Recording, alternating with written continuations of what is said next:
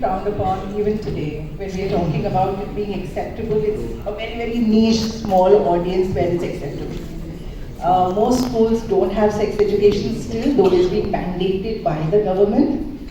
And as far as kids are concerned, of course they want it. When we go to schools, even after the session is over, they don't want to leave.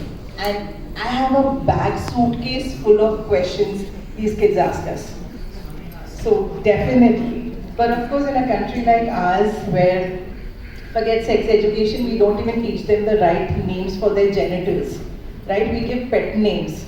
That this is your nunnu and this is your Vivi and Fifis. So sex education is बहुत दूर की बात है, but definitely things are changing for the better. Someone reacted pretty late and that was fun. You know, they just went, yeah. Babu. Thank you so much, Anju.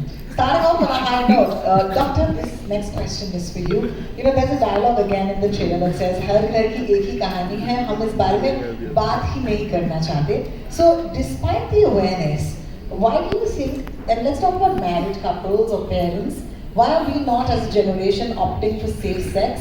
And what can we do as a country to ensure safe sex to avoid multiple health issues? Thank you for having me here, and that's a very good question. But as a gynecologist and as a health personnel, quickly I want to orient everybody that we are a very highly populated country.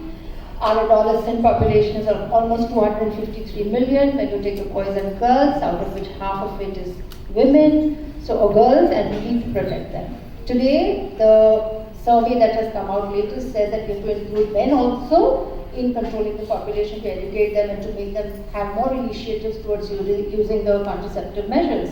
Because there's a lot of resistance amongst men to use the condom or to try and advocate any form of contraception to the female. Now, most importantly, what we see as a global issue is 8% of adolescents, that is between the 13th to the 19th year, are seen to be teenage pregnancies, and that's a huge, huge population. Out of which 4% is urban and the rest of it becomes the rural population. The problems in the rural and urban are totally different. In the urban population, it's more of peer pressure, it's curiosity, it's more of social media, it's more of addiction, it's a lot of living a life of excess, and that is what tips them into promiscuous behavior. On the contrary, what we're seeing in the rural areas is a total lack of the supply chain. In COVID, we saw it. The health workers couldn't reach, the condoms couldn't reach, the IUCDs couldn't reach, the pills couldn't reach, there were unwanted pregnancies, there were criminal abortions. But today, things are kind of getting streamlined. And I think social media, and I'm so happy that this movie has come at the right time post-COVID, where there's going to be huge mass education, and that's something that's going to play a huge role in patient education. So I'm very happy to be part of this team. Thank you. Thank you so much. Thank In you fact, I was just reading the statistics that post-COVID, like she's saying, that 85,000 cases of STIs during the lockdown. Okay. I want to take a minute. I know that we have questions and answers too, but you know, since you're here and since you're such responsible media friends, HPV vaccine. Let's take a minute and talk about it, Doctor. Quickly, the HPV is the human papillomavirus, and the first sexual debut of a girl introduces 70% of the human papillomavirus into her vagina, and which has an affinity for the cervix, which is the part of the uterus looking into the vagina. Each new partner is going to be introducing a new HPV strain into her body, and we do know that HPV infection is the most contributing factor for cervical cancer, which happens to be the most common cancer amongst genital cancers in women globally. So the WHO has come out with a recommendation of usage of the HPV vaccine even from the pre-sexual debut age. So from the 9th year to the 45th year is when we are advocating this vaccine in 3 doses to women between the day 0, the 2nd month and the 6th month of taking the vaccination, and that is going to give us a huge global protection.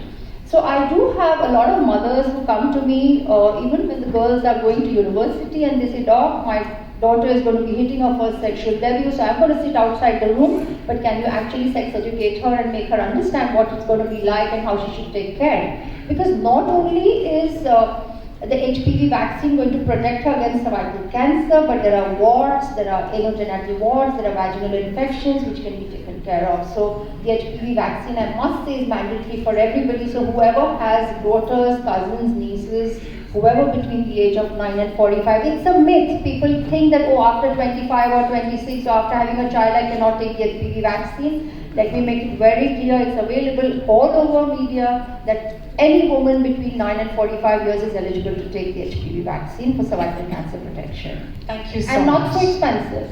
Not So it's less than 3,000 rupees a dose, and I think it's worthwhile considering the ill effects of cervical cancer. Thank you so much for that. Rahul, I'm going to ask you this. You know, we're talking about and representing the movies, right? So, how do you think movies like Chhatriwali will help in changing the people's mindset towards the importance of safe sex and sex education? See, I feel that anything like Satish ji was saying, anything said in an entertaining, light way leaves a stronger impact on the mind of the audiences other than being preachy. I mean, if we are trying to lecture somebody, people are like, keep it with yourself, we don't really need it. But here, especially with this film, reiterating that our main agenda is to entertain. And this is a story of Sania's character that through her journey, even she finds out, due to a circumstance, that she needs to speak about this, right?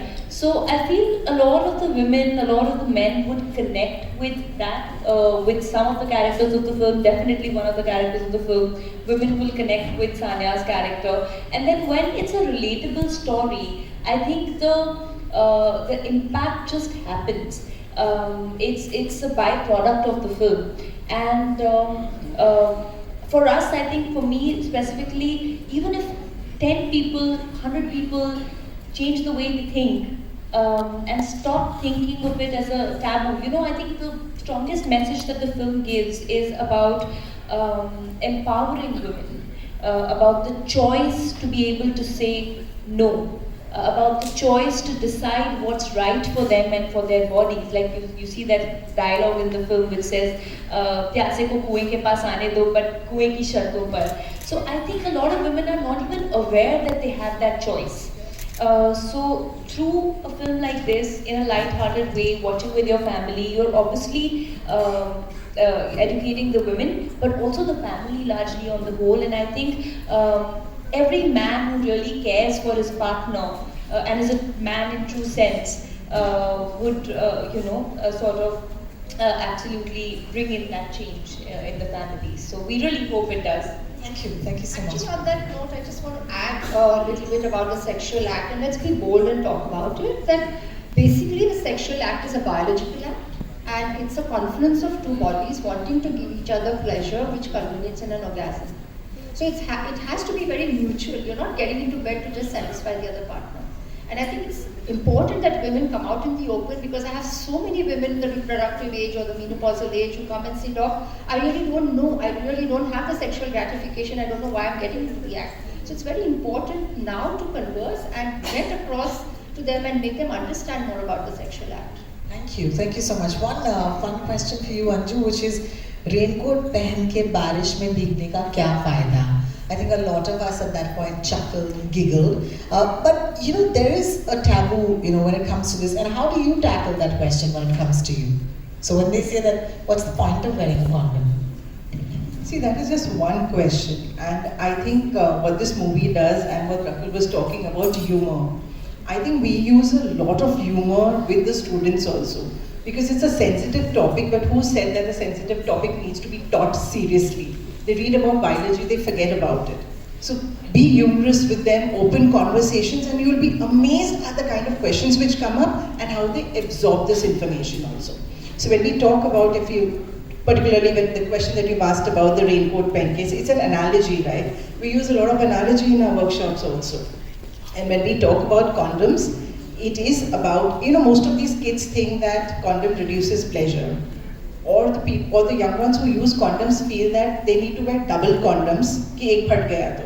And we have to actually tell them that, hello, in fact, double पहनोगे तो friction के कारण it will tear. So those are also very smaller points that you need to tell these children.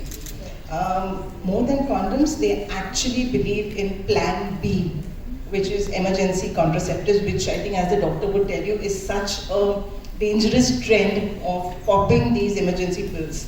So Thank you for introducing this concept of them using condoms. You know, because she's mentioned about emergency pills, I'll just take this opportunity to share, something that happened back in school.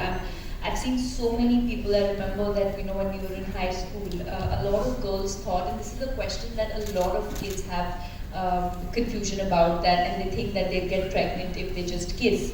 And I remember when we were in high school, and there were girls who, you know, probably had their first kiss, and I remember this one girl who popped 6 contraceptives in a matter of 6 to 7 weeks, because she thought every time she kissed she needed to pop an contraceptive, and that led her to a massive surgery. So which is why, you know, when even in the film Shiksha hai Asli Suraksha. So it's so important to educate. We're not talking about sex, but we're talking about safe sex. You know, we're talking about what is the right way, so that we are responsible citizens, and we take the necessary measures so that anything that you do is not life altering, you know. And it was very shocking now. At that time, even we didn't have the sense to know what's going on. And honestly, even I thought कि किस करने से शायद pregnant हो जाते होंगे, you know, at Even now, maybe this might not be the misconception, but they have other misconceptions. Kids as old as 17 and 18 also say that, oh, you don't need to use a contraception. After sex, you just jump up and down and you won't get pregnant. I mean, I don't know what they think, that the sperm is going to take a U-turn and come back. So they have a lot of misconceptions about it. You know, ladies, for right now, of course, we're running out of time, but I just want to say thank you so much for, you know, gracing our, launch today, and for lending your expertise and giving us your time. It really means a lot to us. A big hand for our guests, please. Thank you. And I think request for a photo opportunity with our wonderful guests. So, Anju and Doctor, please step forward, and my friends from the media, of course, would you take a